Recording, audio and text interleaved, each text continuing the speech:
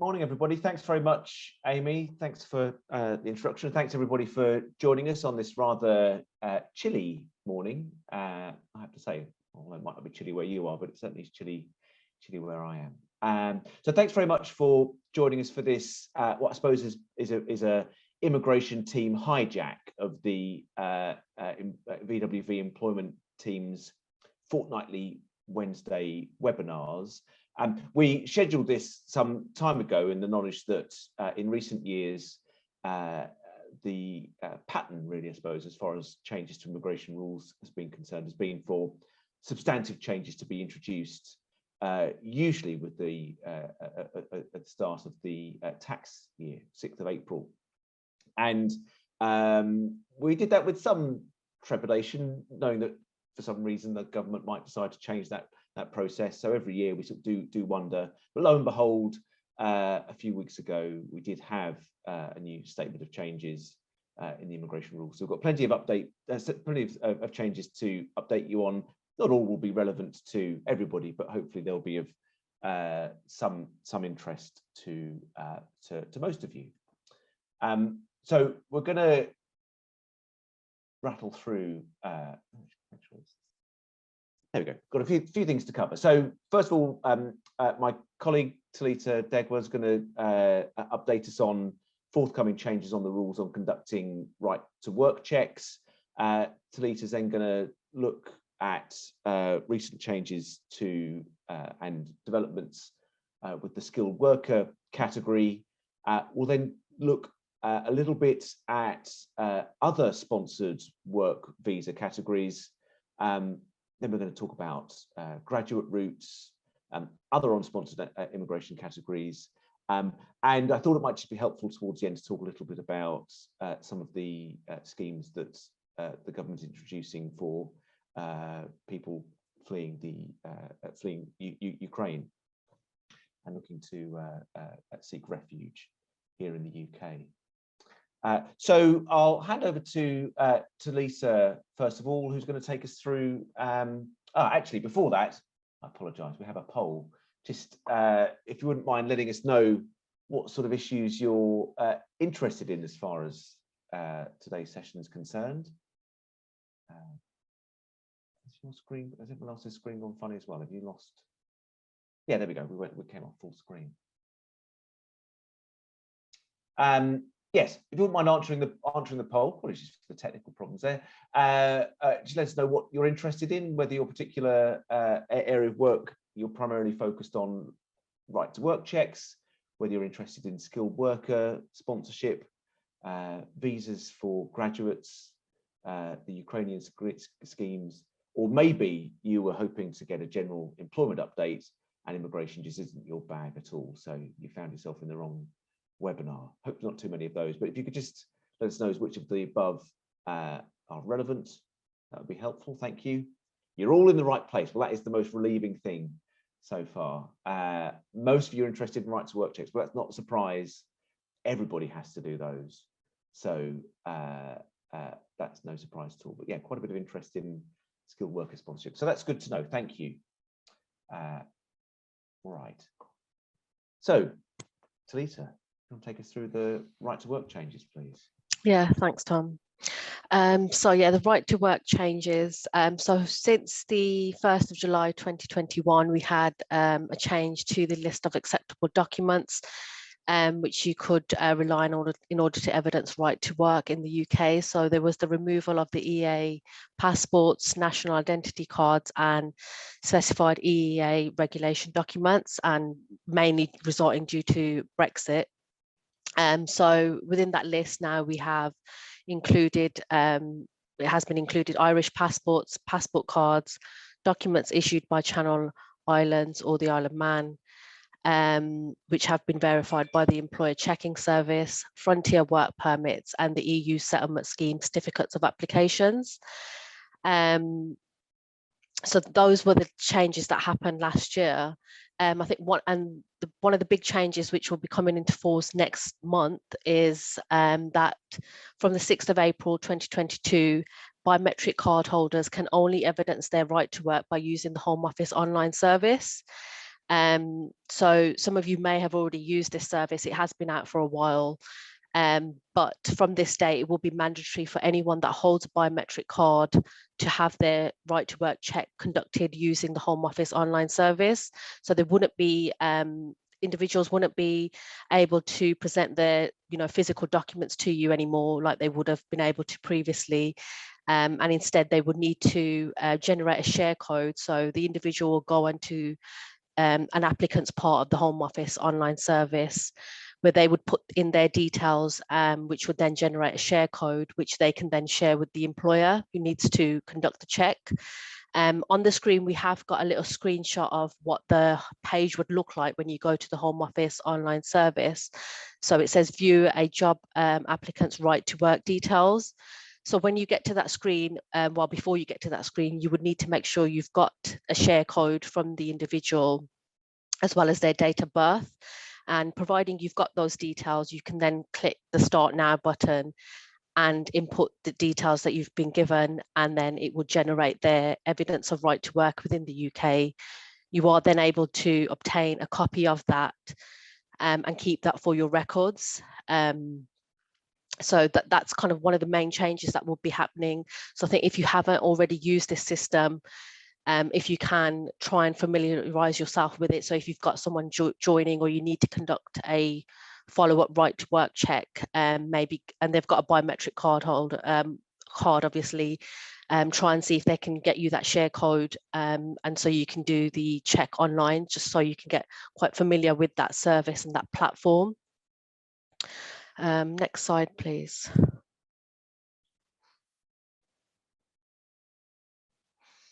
Okay, so some of the right to work changes. So since I think March 2020, there's been a COVID-19 concession in place where employers were able to conduct remote right to work checks for individuals. So they didn't need to see their physical document, and instead could essentially conduct a video call with that individual and have a look at their right to work check, and make and retain a copy of that evidence that they've done the call. That COVID-19 concession was due to end on the 5th of April. However, the Home Office have now extended that, and it will now end on the 30th of September this year instead. So employers can continue checking right to work documents remotely if they wish to do so. Having said that, anyone that presents a biometric card to you wouldn't be able to use this concession anymore. So from the 6th of April, if anyone does present a biometric card to you, you would need to use that Home Office online service, which I just previously mentioned, and they wouldn't benefit from having their right to work check conducted remotely or even face-to-face, unfortunately. And another change which is coming in later this year is that employers would also be able to conduct right to work checks online using a certified identity service provider. And this would be for holders of current British and Irish passports. So as it currently stands, these individuals are only able to evidence their right to work by physically presenting their documents to an employer, or using the COVID-19 concession and having their checks done remotely. And I think given the pandemic and how things are moving more online, and especially with the biometric card holders only being able to evidence their right to work from the 6th of April online, the Home Office want to move these individuals in line with the rest as well. So there will be a service available for employers to subscribe to. It wouldn't be the whole Home Office online service, which I've mentioned for biometric card holders. It would actually be a certified third-party provider, which employers would need to essentially make contact with and have some sort of prescription in place, so that this third party can essentially conduct that right to work check for the employer. Having said that, the employer would always be liable for the check that's been done, even if it's done by a third party provider. So you still would need to make sure that the checks are being done correctly, and you've got all your record keeping in place as well. So there's not currently a list yet of who those service providers will be. They're currently being compiled as we speak, and there's rigorous checks that the Home Office do to make sure that they meet the certain thresholds in order to be classed as a certified provider.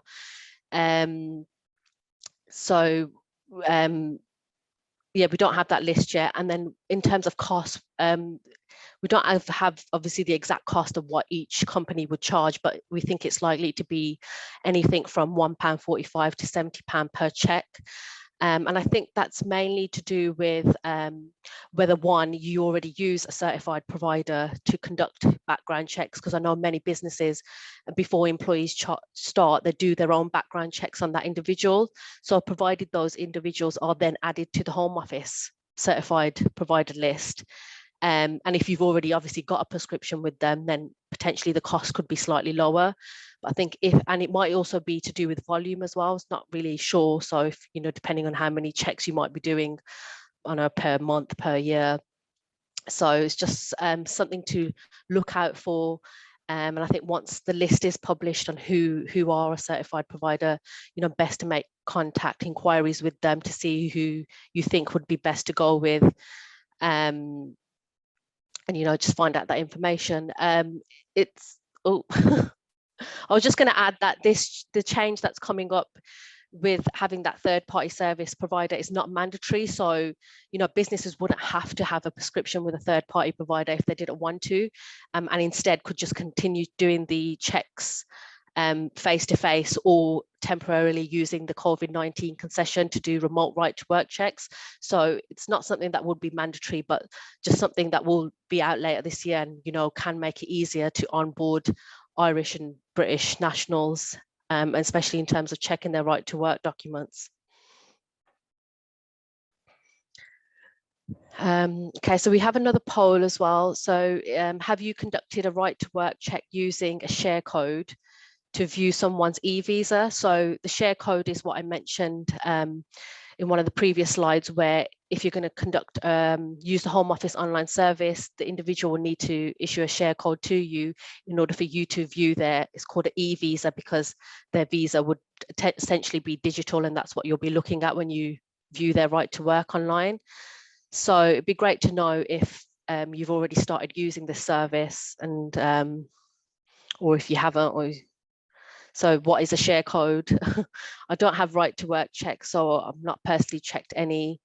I do carry out right to work checks, but not done so using the share code, or you've just done one, a few, or you've done loads. So just great to get some insight on if people are using this service already. Okay. So a few of you have used the service. Some of you don't conduct right to work checks. And some of you have done the odd one here or there, and some of you have actually done loads of them. Some of you did say, what's a share code? So I'll just explain that again.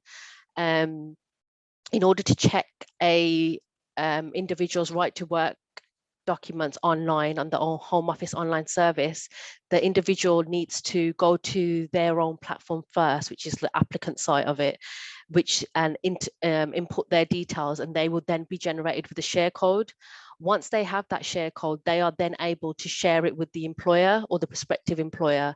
And providing they give you that share code, you can then go onto the Home Office online service and enter that share code so that you can then see their visa status and see if there's any restrictions, are they able to work, and then also obtain and retain a copy of the actual right to work check that you're presented with on that Home Office service. So that's what the share code is. Hopefully that's clear. Okay, so sponsored workers. So we have the skilled worker route, which was replaced by the Tier 2 general route on the 1st of December 2020. And the skilled worker route is essentially one of the main categories that employers use to recruit and sponsor overseas workers in the UK. And obviously when it was changed on the 1st of December, then yes, the name was changed, but there was also some reforms made to the category as well. So I'll just take you through some of the differences there. So the first one was that the minimum skill level was reduced to Regulated Qualifications Framework 3, which essentially meant that the skill level for an eligible role for sponsorship was reduced to the RQF level 3, which is your typical middle management to technical roles. And under the Tier 2 general route, it was previously RQF level 6 or above that the individual would need to be at, the role would need to be at. So it was much more higher threshold. It was a graduate level role that they would need to have, and they would be classed as highly skilled migrants. The fact that the skill level has now been reduced makes it much more accessible for certain businesses that previously wouldn't have had access to overseas workers, as we now see many more roles in the eligible occupations that can now be sponsored. So it was a great welcome, that change was. Another change was that the resident labour market test was also removed. So previously, if an employer wanted to sponsor an overseas worker, they would initially need to advertise the role to the local labour market force to see whether they could find a suitable settled worker to fill that vacancy. And only then, once they confirmed that they couldn't, were they able to extend sponsorship to the overseas worker. That's now been removed. So there's no longer that prescriptive onerous task on employers on having to, advertise a job, see if they can find anyone here before it is offered to, an overseas worker. It also reduces the onboarding times for sponsorship as well. So, previously you would have had to advertise a role for at least 28 days, then go through all the, job applicants that had applied, interview potentially some of them. So, it reduces all of that burden, and it just makes it super quicker for employers to sponsor the workers that it needs now in its business. Another change was that the cap was removed. So previously, if a sponsor wanted to sponsor someone that was based overseas, they would need to obviously make a request for that certificate. But the Home Office had a certain allocation that it would issue certificates for that year, and which would be split up into months. And in some months we did see that the allocation was exceeded, and some employers were unable to get a certificate in order to assign to workers. They've now removed that, which is great. So there's no cap on how many certificates the Home Office would issue to a business that wants to sponsor someone that's overseas.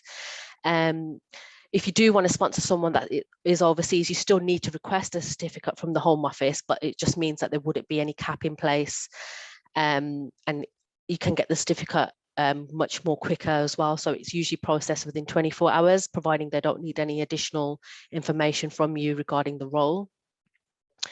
Another change was that it's now much more easier to switch into the skilled worker route.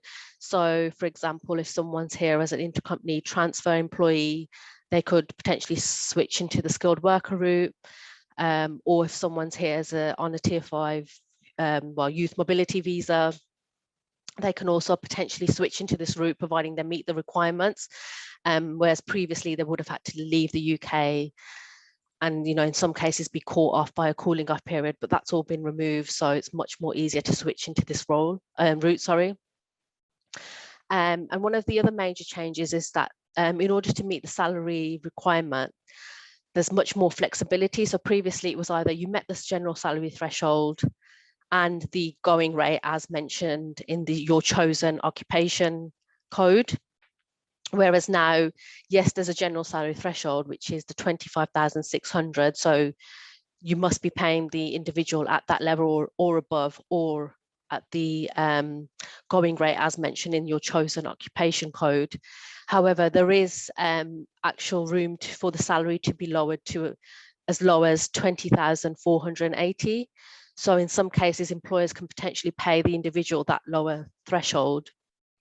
And some of the examples on how that can be done is if the role that you are sponsoring falls within the shortage occupation list, the individual could potentially be paid that lower salary. Or if the individual is classed as a new entrant to the route, they could potentially be paid that lower end of the salary threshold on the skilled worker route. So much more flexibility in meeting the salary requirement than there previously was, which is great. So it allows employers to also sponsor individuals that they wouldn't be able to pay the, the general salary threshold for, providing obviously one of the exemptions applied. So loads of changes with the skilled worker route, but it's been around for some time now. And I think it's great for employers. We've had not many issues with it, so it's quite a good change really. So another change which we've got coming up is the opening of the new scale-up route. which is opening on the 22nd of August this year. And the Scale Up route is for talented individuals who will be recruited by a UK Scale Up sponsor who have the skills that the business needs in order for the business to scale up. So a UK Scale Up sponsor is a company that's classed as a company with an annualized growth, either turnover or staffing, of at least 20% for the previous 3-year period, or minimum 10 employees at the start of the 3-year period. So as long as the scale-up company can meet the definition of what a scale-up company is, they would be eligible to then apply for a license in order to sponsor the individual on this scale-up route. It is a much more light touch sponsorship than it is under the skilled worker route. So yes, the business would need to have the license in place to assign the certificate to the individual, but the sponsorship only needs to be just the actual worker that they want to sponsor that only needs sponsorship really for 6 months. So they don't have to, you know, sponsor them for 3 years, 4 years, 5 years, whatever it might be. They can potentially just sponsor them for 6 months.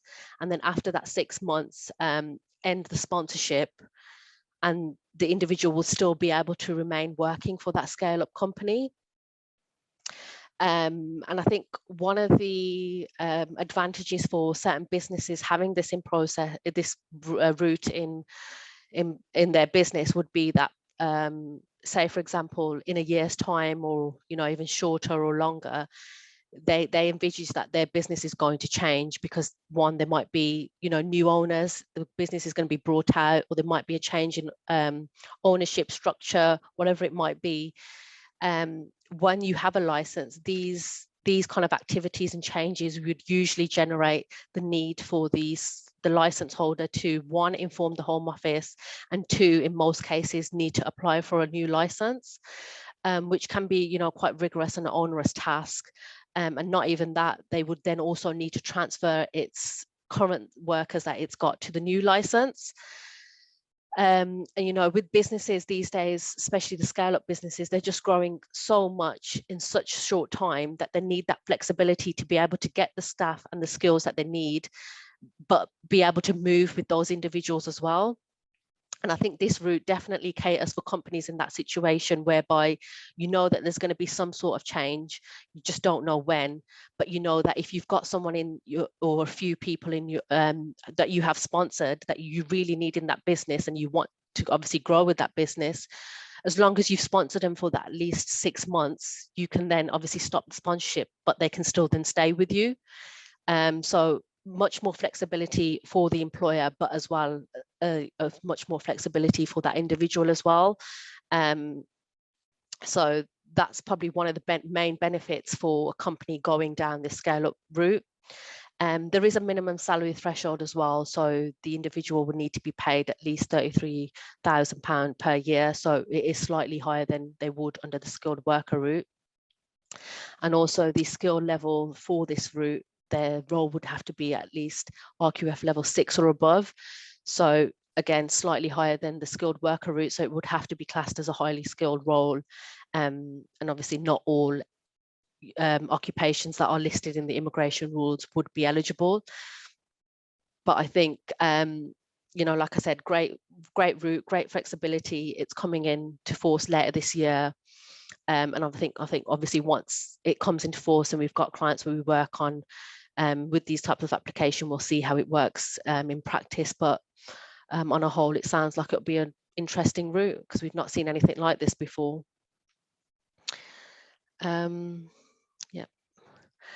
So we have another poll. How many workers have you sponsored in the last 12 months? So it'd be great for us to get some insight on sponsorship. So 1, we don't have a license, none, 1 to 2, 3 to 5, 6 to 10.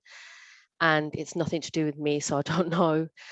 So yeah, like I said, it'd be great to get an insight on businesses and how if they are sponsoring.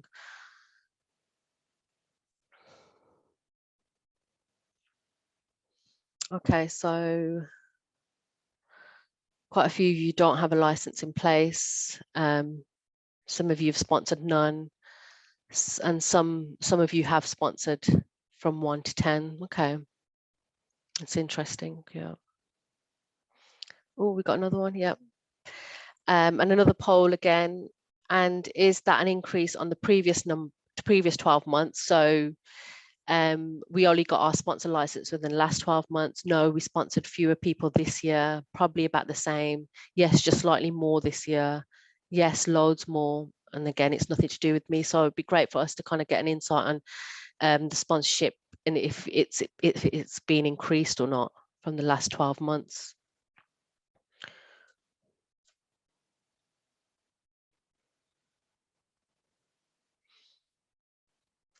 Okay, so some of you've only just got your license in the last 12 months. Probably about the same you sponsored. Okay.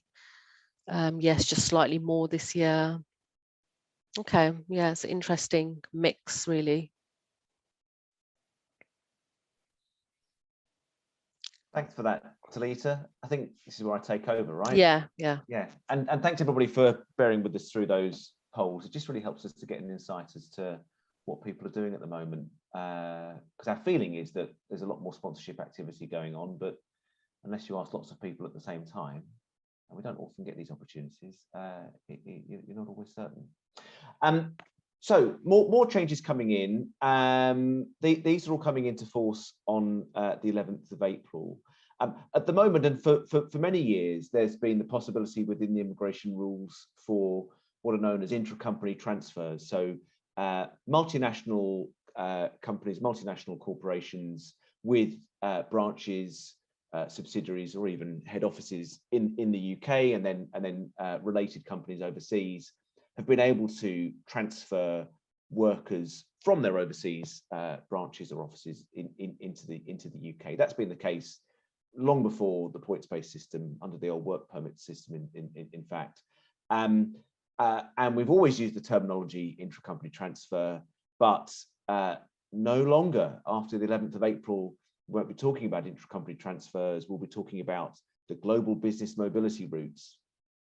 And within global business mobility, not only have they got the existing intra-company routes for some senior or specialist workers, as is the name of one of the subcategories, and also graduate trainees, they are also, if you'll forgive the expression, shoehorning in 3 other categories, 2 of which are exist elsewhere within the immigration rules, and 1 is brand new. So just maybe to take you through those very briefly. The senior or specialist worker category replaces the existing intra-company transfer category. That's for workers working at a fairly high level, the skill level currently, and will under the new route be RQF level 6. So the old tier 2 threshold, higher than skilled worker. And that category is largely unchanged. Broadly, we're just getting changes in terminology. It will be henceforth known as the Global Business Mobility Senior or Specialist Worker route. Not particularly catchy, but it's not one which is being used terribly much, a huge amount at the moment, because it's sort of been replaced in terms of its ease and simplicity by skilled worker. So we expect that to continue, and I don't imagine I'll be tripping over my words too often with that. Global Business Mobility Graduate Trainee, again, replaces an existing category. It's for people working overseas who are on sort of a formal graduate training program where they need to rotate into the UK for up to 12 months. Slightly lower salary threshold, although the skill level requirement is the same, and they can only come for a maximum of 12 months. Both of those categories require prior work experience with an overseas branch. For senior or specialist workers, it's 12 months unless they're being paid in the UK, somewhere around 75,000. For graduate trainees, they need to be working with the overseas branch for 3 months. So moving into the sort of slightly newer stuff, the service supplier category, we're not sure how much that's going to be used. It replaces existing service supplier routes under international agreement. So these are where an overseas company has a contract with a UK-based company. The UK-based company becomes the sponsor. They're usually contracts which are in line with international agreements. So there's something under the EU UK trade cooperation agreements. There's general agreement on trade in services stuff in there as well. It's not used very regularly, and I'm not sure how these changes will make it easier to use. Time will tell. UK expansion worker is a replacement for the existing sole representative category, which exists elsewhere in the immigration rules. That's now being brought under global business mobility. So sole rep is a category we've used for years for overseas businesses that are looking to establish a branch in the UK for the first time. The big change here is that under expansion worker, that branch office will need a sponsor license first. Now, we're not entirely sure how that's going to work because we don't have the new sponsor guidance yet, and the Home Office are running out of time to publish it. But we expect there'll be some sort of mechanism for applying for a sort of temporary or interim license from overseas, and then using that to support the visa application for the person who's coming in to support to establish the business. So that will be interesting to see how that works. And then we've got a brand new category for secondment workers who are coming to the UK as part of high value contracts or investments by their overseas employer. It sounds quite similar to service suppliers. There's actually also some arrangements under the visitor rules for people being seconded on a similar basis. So again, until we get further guidance, not entirely sure how that's going to work, but watch this space. So lots of sort of changes which on the face of it look quite substantive, but when you drill down, there's not a huge change, and certainly as far as senior specialist workers and graduate trainees are concerned from the existing arrangements. But yeah, we're not entirely sure then how the final three of those five will pan out in practice. So all require a license, and none of those lead to indefinite leave to remain, albeit it may be possible to switch those workers into the skilled worker category, for example, in the future, which would allow them to qualify for indefinite leave.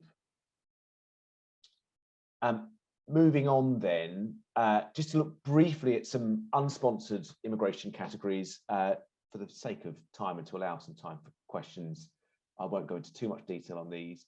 Graduate route was introduced last summer. It's for international students here on a student visa. Following graduation, their university tells the Home Office that they've graduated, and then that individual can apply for a visa that's valid for either 2 years, in most cases, or 3 years if they're a PhD graduate.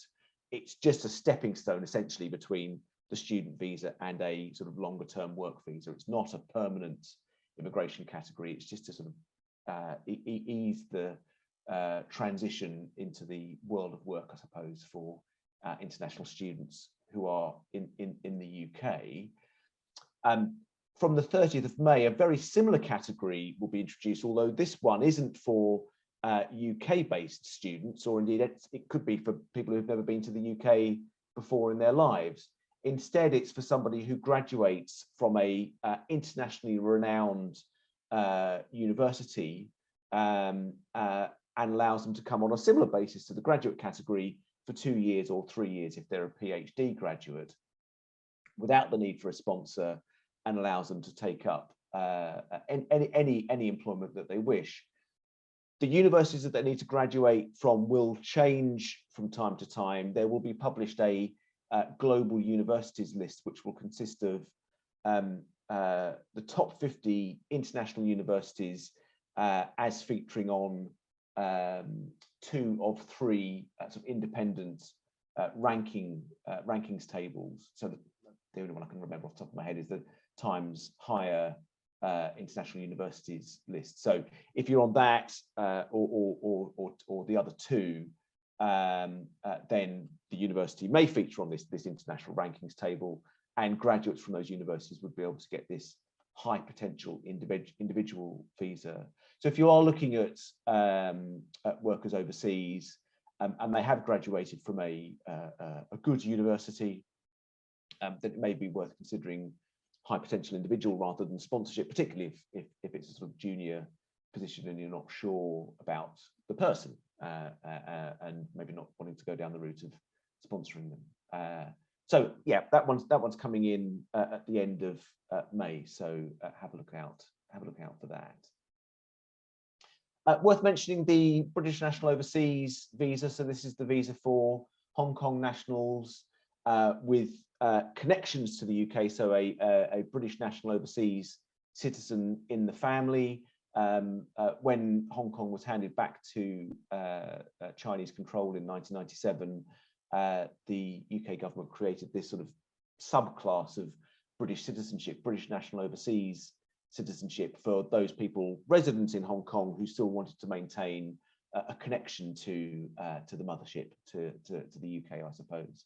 And people who did that, who made that registration application, now, following changes to the sort of national security laws in Hong Kong, the government said, well, those people, if they want to come to the UK, they can apply for this relatively straightforward visa, and they can bring their family members with them. And we're already seeing lots of people applying under that category.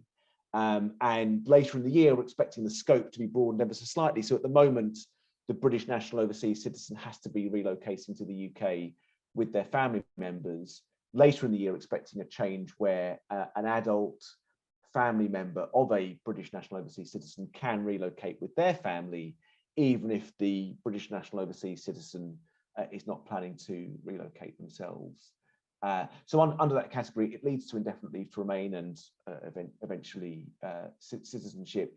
And the requirements in terms of showing that you can support yourselves are certainly a lot more straightforward than they are under most immigration categories. Just a few words on the schemes in place for Ukrainians. So there's various schemes that the government have put in place. All of them at the moment require some sort of visa application. The primary issue stems from the fact that prior to the Russian invasion of Ukraine, Ukrainians, as did Russians and many other nationals, Ukrainians required a visa to come to the UK, even if it was just for a visit. So there was always this sort of barrier to them entering the UK, unlike, for example, US citizens, Australian citizens, who can come to the UK as a visitor without needing to apply for a visa in advance. So you've got this sort of visa restriction for Ukrainians, which means that they can't just hop on a plane and come here and then claim refuge, because the airlines just wouldn't let them board. So instead of changing that requirement around Ukrainians needing a visa to come as a visitor, instead the government have put in place various visa schemes. The first to be launched was the family scheme, which allows somebody with a UK-based family member, so maybe a naturalized British citizen, a Ukrainian who's naturalized as a British citizen, or a Ukrainian national who has indefinite leave to remain or refugee status in the UK, or maybe a British citizen living who was living in Ukraine with their Ukrainian family. All of those people would be able to effectively sponsor their Ukrainian family members to come to the UK under this family scheme. The visas are issued free of charge, but there have been sort of issues around capacity. And what those family members will get will be a 3-year visa that allows them to work or study, claim public funds, and so on.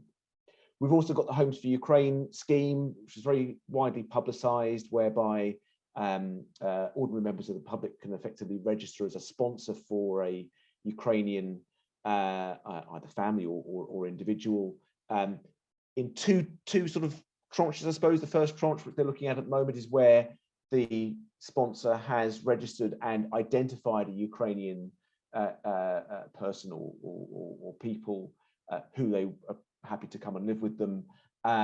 That's going on at the moment, and we're still sort of getting, I mean, just at the weekend they started publishing guidance for sponsors who are registering under that scheme. So it's still all very, very fluid.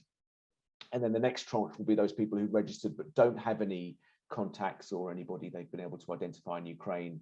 And there will be some sort of matchmaking going on, who will be managed by, I don't know, but Ukrainians will apply to come to the UK, and people with spare capacity in their homes will effectively sponsor them. So that's all going on at the moment. And then in addition to that, there have been some sort of general concessions under the immigration rules. So people who were already in the UK as visitors or maybe in other immigration categories have been permitted to make immigration applications where they wouldn't normally be able to. So one example would be Ukrainians who are here on the seasonal worker schemes. Normally you can't change your immigration status if you're here on that basis. They are now exceptionally allowing you to do that if you have a sponsor. And actually just yesterday we had some rules published on a Ukrainian extension program whereby there would be that those individuals would be able to switch into something similar to the family scheme, albeit without the need for a sort of family member sponsoring them. So there are various concessions in place. It is always, as I said, very, very fluid, and sort of remains to be seen whether that's the extent of it or whether we'll see more concessions and changes in the coming weeks and months. Just drawn to an end. Firstly, wondered if you wouldn't mind answering a couple of further polls. First, is just see whether there's any specific follow-up you'd like from us, if there's any particular immigration support you or your organisation might require. So just some examples of the sorts of support that we can provide in the poll there. We won't publish the results to this one, so don't feel embarrassed by what you tick or not ticking. In fact, if you'd rather not hear from us, that's absolutely fine. But yeah, if there is some support that you feel you might need, then just let us know and we'll follow up accordingly on that. Give me a few moments just to finish that one.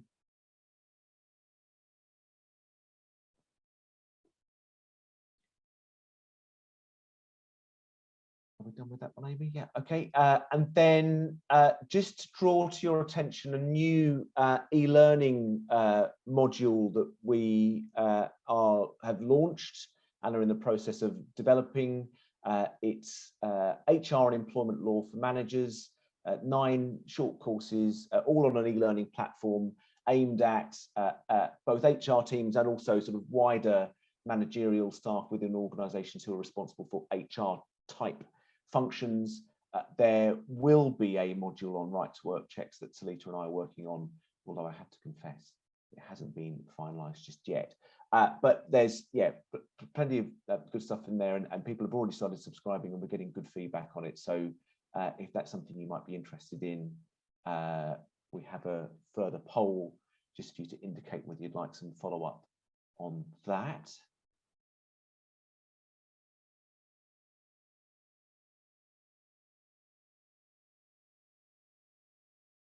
I can't see what you're voting, so awkward pause while I wonder whether anybody's ticking anything. All right, and then I think that pretty much takes us to the end. Actually, there will be a final feedback poll, but maybe, Talitha, we should answer some of these questions. Yeah, we've got quite a few. Q&A box. Yeah, so the first one is, can we find a list of the certified IDSP providers?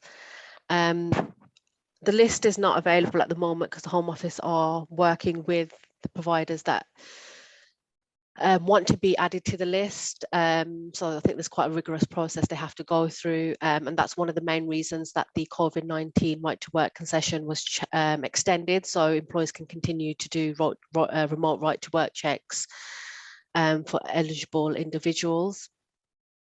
Yeah, I mean, I suppose there is a list, but it's blank at the moment. Yeah. I would imagine that it will be published on the gov.uk pages which address right to work checks in due course. Yeah. And I'm sure we will publicise it when it happens. Yeah. Next question. How can an employer conduct a right to work check for a new starter with an ILR which is issued in their passport many years ago? Do you want to answer that one, Tom? Sure. Well, the problem here is that in the list of acceptable documents when conducting right to work checks, an endorsement in a passport is only acceptable if the passport is current. So if it's in an expired passport, then you won't get a statutory excuse if all that you see is their indefinite leave to remain endorsement in an expired passport. So you've got two options. You can take a risk and not have a statutory excuse, and in the event they've lost indefinite leave to remain, or maybe the passport's a forgery, then you will be employing an illegal worker and potentially liable to a penalty of up to £20,000. Or the other option is to ask the individual to go away and make an application for a biometric residence permit. It's known as a no time limit application. So there is a fee to pay to the Home Office, but it essentially transfers their indefinite leave to remain endorsement from their passport onto a residence permit, and then you can accept that residence permit as proof of their right to work. Yeah. Next question. Can employers continue carrying out their own checks face-to-face with British, etc. passport holders as this costs nothing? Yes, so even though later this year there will be that service available through a third-party provider where you can have the right to work checks for British or Irish passport holders done online, it's not mandatory, so you wouldn't need to prescribe to them if you didn't want to, and you can continue doing face-to-face checks if that's what you prefer to do. Yep. So, let me ask this one to you. So Home Office guidance on right to work checks is still in draft. Do you know when it will be issued with the new List A, etc.? Good question. I think the idea is, I think it's draft because it all comes into force on the 6th of April, is my understanding. So they published I think they published the draft back in March. Yeah. The reason it's draft, I think, is that under the legislation, it has to be placed before Parliament, and it will then come into force unless somebody in Parliament decides, we need to have a debate on it, or maybe even vote it down. So I think technically it has to be in draft, but generally speaking, in the past, when they've been published in draft, they've then just transitioned automatically, more or less automatically, into guidance. Yeah. Next one, is a British Irish passport always sufficient as proof of right to work? I think yes, in most cases it is. There are the odd cases where it wouldn't be, but providing they've got a current passport, that would be sufficient. But even in some cases, it doesn't need to be a current passport. But I think to use the online service, when that comes into place with the third-party providers, I think it has to be a current passport. But yes, I think that's right. I think they can only check because they're checking against the passport databases. Yeah. So I think that's right. I think they would have to be current to use those facilities. I suppose the little things to watch out for. I mentioned when I was talking about BNOs, there are different classes of British citizenship, and so you might get a passport that looks like a British passport on the front of it, but when you look at the nationality status on the details page, it says that there's something like a British national overseas citizen or a British overseas citizen, and that wouldn't be someone who's got right to work without an additional visa. Those individuals, it needs to say that they are a British citizen. But yeah, otherwise, and then obviously your usual sort of sense checks. Is the person presenting the passport the holder of the passport? Those sorts of things. Okay, next one. Are all secondary school teachers considered skilled workers? Do you want to take that one, Tom? Yeah, so under the skilled worker category, you've got a list of approved approved occupations that are deemed to be at the qualifying skill level. All teachers, so there's a qualifying occupation code for secondary teachers and indeed primary and nursery teachers, and they are all at the required skill level. And actually, I was asked this question yesterday. It would also apply to unqualified teachers. So essentially, when you sponsor somebody, you're self-certifying. So if you assess that individual and you're happy that they're able to do the job, then you can sponsor them under the skilled worker category in a qualifying role. So a qualified or indeed an unqualified secondary teacher would meet the skills requirement under skilled worker category. Yes, I think the next question is very specific inquiry immigration question. So I would say in that case, if you're able to reach out to either Tom or myself, and we'll be happy to assist, because obviously I'm just looking at the time as well, and we've got a few other questions that need to be answered. So in relation to the parent company in Japan, feel free to reach out to either of us or both of us, and we'll be happy to answer your question or provide any further assistance that we can. Scale up route, Talitha, do we know how much the license application fee will be? No, we don't have any of that information, but would assume that it would be the normal license application fees that apply now. So you have a fee for if you're classed as a small business, and then a slightly higher fee if you're classed as a medium to large. Maybe they might reduce the fees, but as of now, we don't have any information on that yet. So it's just something to look out for, and any other associated cost. Usually just the license fee when you're applying for the license. There is a priority service that you can use, provided you're able to secure us a lot, which is £500. So potentially those will be the same cost for a scale up route as well. But like I said, just something to look out for, because we don't have that detail published yet.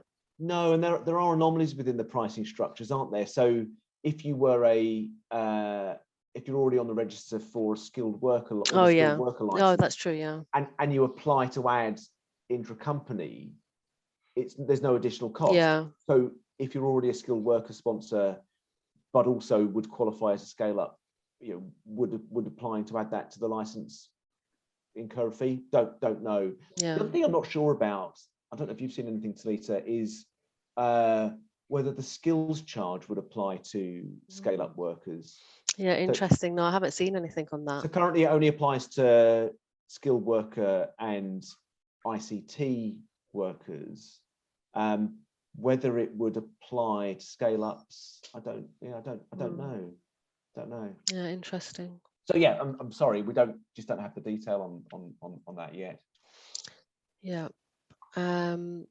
With the unsponsored route, for example, graduate route, does that mean that they can just be employed without a visa, thinking about language assistants who have just graduated abroad? So the individual that would be applying for the graduate visa would obviously be on a student visa, so they would need to make the graduate visa application before their student visa expired. And then once they've done that application and provided it is successful, they'll be issued with a graduate visa, which would be issued for either 2 years or 3 years, depending on the course that they studied.